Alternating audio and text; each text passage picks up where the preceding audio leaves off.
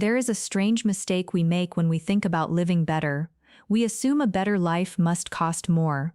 A nicer home means buying more things. Better meals means spending more at the grocery store. More happiness means more outings, upgrades, subscriptions, clothes, gadgets, and little rewards arriving at the door. But there is another way to become richer without becoming richer. Not by earning more money, and not by turning your life into a punishment where every small pleasure is forbidden. The real shift happens when the money you already spend begins giving you more life in return. That is the idea behind these 7 Japanese money habits. They are not about being cheap. They are about becoming much harder to separate from your money for things that do not genuinely improve your days. And habit number 7 may change the way you define a good life completely. Habit 1. Give every purchase a job. One of the simplest ideas behind intentional Japanese household spending is also one of the easiest to ignore. Money should have a purpose before it disappears. Most people do the opposite. Money comes in, life happens, small purchases accumulate, bills are paid, a few enjoyable things are bought, and only afterward do we look at what remains and try to understand where everything went. The net is backward. A practice such as kakebo, the Japanese household budgeting method, encourages something much calmer. Before the month becomes noisy, you look at the money available and decide what you actually want it to accomplish, not only how much will go toward rent, food, transport, or savings. Ask a deeper question. What would make this month's money feel well used? Maybe you want to build your emergency savings, but you also know that meeting a close friend for coffee twice this month genuinely improves your life. Perhaps you want fewer takeaway meals because you would rather save that money for a weekend trip. Maybe clothing is not important to you right now, but buying better groceries is. That is the difference between controlling money and directing money. When you only create restrictions, spending begins to feel like a battle between the responsible version of you and the version of you who wants to enjoy life. When you give money jobs, the question changes. You begin asking, is this what I wanted this money to do for me? That question is much more powerful. Imagine you have $80 available for non-essential spending this week. Without a plan, it can disappear through delivery fees, snacks, 2 online orders, and several small things you barely remember buying. Now imagine that before the week begins, you decide that $40 will be used for something you genuinely enjoy, $20 stays untouched, and $20 is available for ordinary spontaneous spending. The amount of money has not changed, but the experience of using it has. One person reaches Sunday wondering where the $80 went. The other reaches Sunday having enjoyed something deliberately, saved something deliberately, and spent the rest without guilt. That is smarter spending. Tonight, do not build an enormous spreadsheet. Take one piece of paper and write one sentence. This month, I want my money to give me more _________ and less ________________________ Maybe it is more freedom and less clutter, more good food and less delivery, more savings and fewer forgotten subscriptions. Once you know what you want your money to do, bad purchases become much easier to recognize, and the next habit makes those bad purchases surprisingly difficult to justify. Habit 2. Calculate life value, not price. 2 objects can cost exactly the same amount and have completely different value. This sounds obvious until you look around your home. There may be a kitchen tool you use almost every morning that costs $20.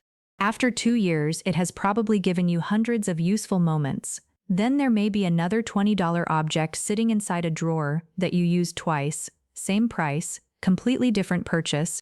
A useful way to spend smarter is to stop judging purchases only by how cheap they are and start judging them by how much life they will actually enter. Before buying something, ask, how often will this improve an ordinary day? That one question changes shopping dramatically.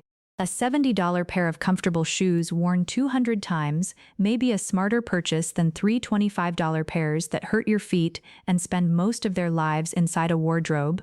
A good pan used 4 times every week may create more value than expensive decorative kitchen items used twice a year. A simple chair that makes your daily work comfortable may deserve more of your money than an impressive object that exists mainly for other people to notice.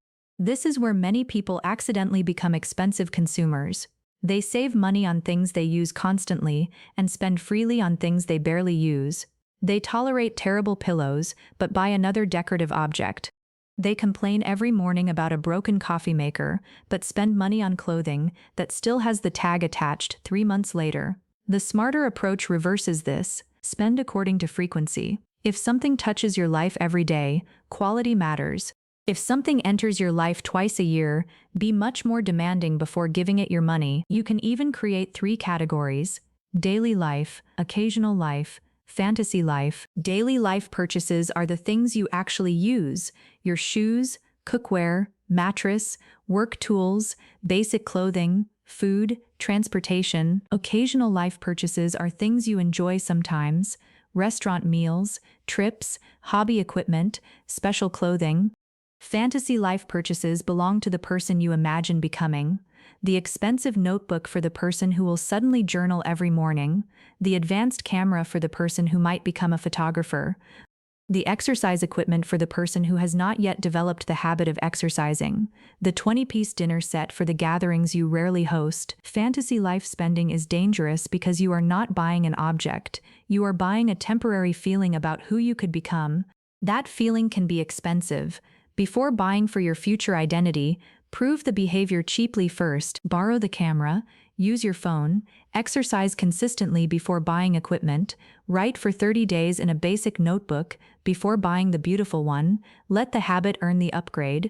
You will discover that spending less does not necessarily give you less. Sometimes spending less simply removes objects from your life that were never going to become part of it, and this leads to a Japanese idea that goes much deeper than saving money. Habit 3. Let matenai interrupt waste. There is a Japanese expression you may have heard before, matenai. It is often translated loosely as a feeling of regret when something valuable is wasted. But what makes this idea powerful financially is that waste is not only throwing food into the trash. Waste can be replacing something that still works. Waste can be buying another version of something you already own. Waste can be forgetting food until it expires. Waste can be paying for services you stopped using months ago. Waste can even be allowing perfectly good objects to become useless because they were never maintained. If you want to spend smarter, one of the best habits you can develop is simple. Finish the value you already paid for. Before replacing something, ask whether the old item has actually finished its useful life or whether you have simply become bored with it. Those are very different situations. Your phone may feel old because a newer model exists.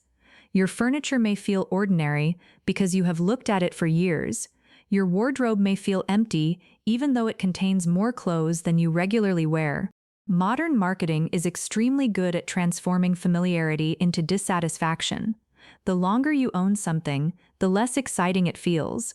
Then something new appears, and suddenly the object you were perfectly happy with last week begins to feel inadequate. Nothing physically changed. Only the comparison changed. Matinee interrupts that moment. Instead of immediately asking, "What should I buy next?" ask, "Have I received everything this item can still give me?" Sometimes the answer will genuinely be yes. Replace it, buy the new one without guilt. But you may be surprised by how often the answer is no. There is still food in the freezer. There are still books you wanted to read. There are still clothes you like. There is still shampoo in the second bottle hiding behind the first. There are still subscriptions you are paying for but not using. There are still products inside cabinets that you forgot existed. Try this once before your next shopping trip. Walk through one area of your home and identify 5 things you already paid for but have not fully used. Do not throw them away. Do not organize your entire house. Simply place those 5 things somewhere visible and use them first. You are not saving money by denying yourself something. You are reclaiming money you already spent. That is a very different feeling. And once you become sensitive to wasted value, another strange change happens. The excitement of buying begins to lose some of its control over you, which brings us to habit 4. Habit 4. Never shop at the peak of desire. There is a dangerous moment in almost every unnecessary purchase. It is not the moment you pay. It is the moment wanting reaches its highest point. You see the item, you imagine owning it, you picture where it will go, how it will look, how it might improve your life, and suddenly the purchase begins to feel obvious. This is the worst possible moment to decide. A smarter spending habit is to separate desire from decision. You are allowed to want something immediately, you simply do not need to decide immediately. When something non-essential attracts you, save it instead of buying it. Take a screenshot. Put it on a list. Leave it in the online cart. Write its name in your phone. Then continue with your life. The goal is not to force yourself to wait some magical number of days. The goal is to allow yourself to experience the item once the emotional temperature has fallen. Come back when you are no longer being sold to. If you still want it clearly, there is nothing wrong with buying it. But here is what often happens. Tomorrow arrives and the item seems less important. 3 days later, you cannot remember why you wanted it so badly. A week later, you are grateful you did not buy it. That small delay protects you from one of the most expensive forms of spending, buying emotional intensity. Sales create urgency. Limited stock creates urgency. Countdown timers create urgency. Influencers create urgency. Seasonal launches create urgency. Free shipping thresholds create urgency. But your bank account does not care how exciting the moment felt. It only experiences the permanent result. Here is a practical system.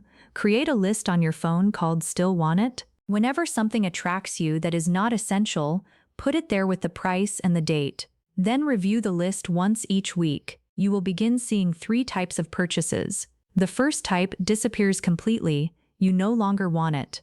The second type still interests you, but you realize you already own something similar. The third type survives. Those are the interesting purchases. If something remains valuable to you after the excitement is gone, it may actually deserve your money. Notice how different that is from refusing yourself everything. This is not a no-buy life. It is a buy when clear life. And the money you stop spending impulsively can now move towards something much more satisfying. Not more objects. Better ordinary days. Habit 5. You upgrade the ordinary before the occasional. A lot of lifestyle spending is upside down. We spend heavily on rare moments and tolerate low-quality daily life. Someone may spend hundreds on one impressive weekend but dislike their breakfast, their commute, their evening routine, and the room where they spend most of their time. Someone may save for luxury clothing worn twice while using uncomfortable shoes every day. Someone may buy an expensive celebration dinner but eat disappointing convenience food for the rest of the month. There is another way to think about living well. Your life is mostly ordinary days. So if you want money to make life better, improve the ordinary before making the occasional more impressive. This does not require spending more. It requires moving money. Suppose you regularly spend $40 a week on small purchases that give you almost no lasting enjoyment. Random snacks, delivery fees, tiny online purchases, and things bought because you were bored. That may be $160 in a month. Instead of trying to save every dollar of it, what if you redirected part of that money towards something that improves 20 ordinary days? Better coffee at home, ingredients for a breakfast you genuinely enjoy, a comfortable lamp for the place where you read, good walking shoes, a plant you enjoy caring for, a simple meal you learn to cook extremely well, a transportation choice that saves you time several times each week. The goal is not luxury, the goal is repetition. A $5 improvement that makes 50 mornings better can create more life value than a $100 purchase that produces one exciting afternoon. This is why intentional living can feel surprisingly abundant even when spending falls. The person is not removing all enjoyment, they are concentrating enjoyment. Instead of scattering money across many forgettable moments, they place it where life repeatedly happens. Look at your own week. What is something you do at least 5 times? Drink tea? Cook? Walk? Work at a desk?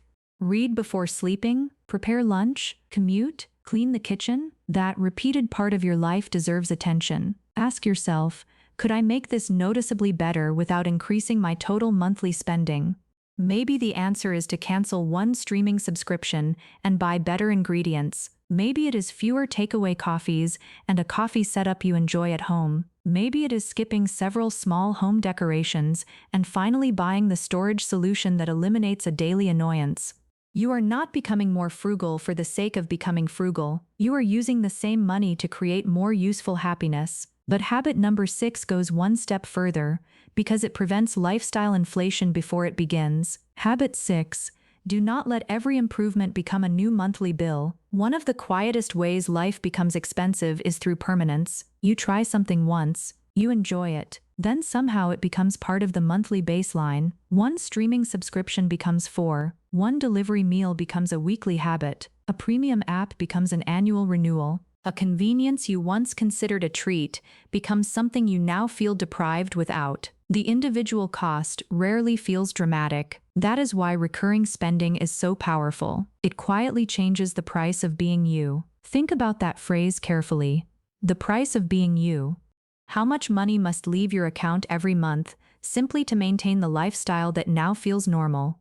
That number matters more than almost any isolated purchase. A person with expensive defaults needs constant income just to remain in place. A person with inexpensive defaults has room.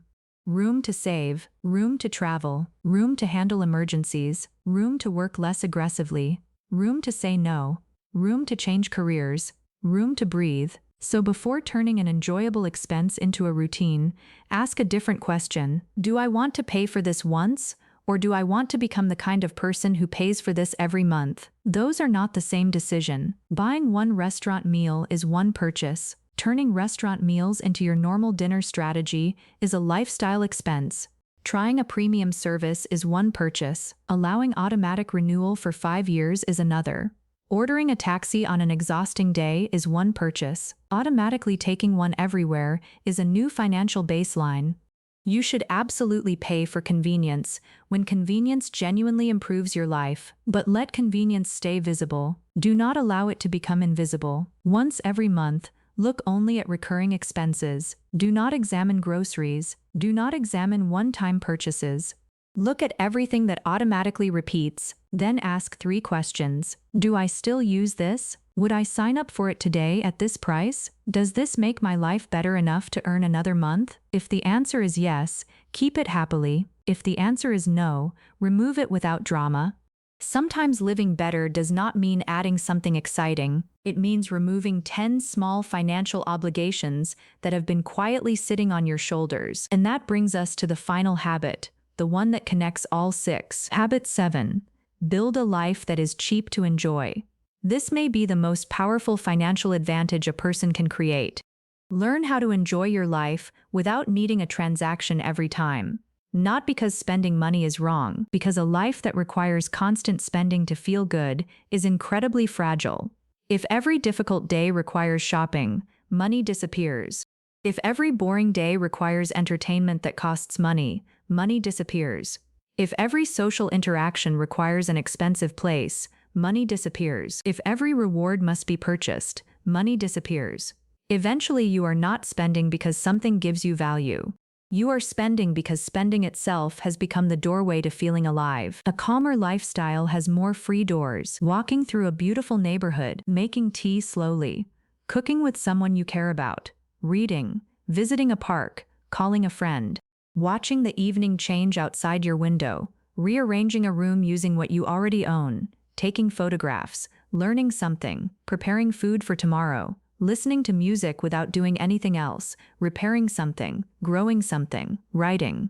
None of these activities needs to replace travel, restaurants, shopping, hobbies, or experiences that cost money. That would miss the point completely. The goal is simply to make sure enjoyment has more than one price. When your life contains many inexpensive pleasures, money gains freedom. You can choose when to spend instead of needing to spend. This is where spend smarter, live better becomes much more than a catchy phrase. Imagine 2 people earning exactly the same amount. The first person needs expensive stimulation to feel rewarded.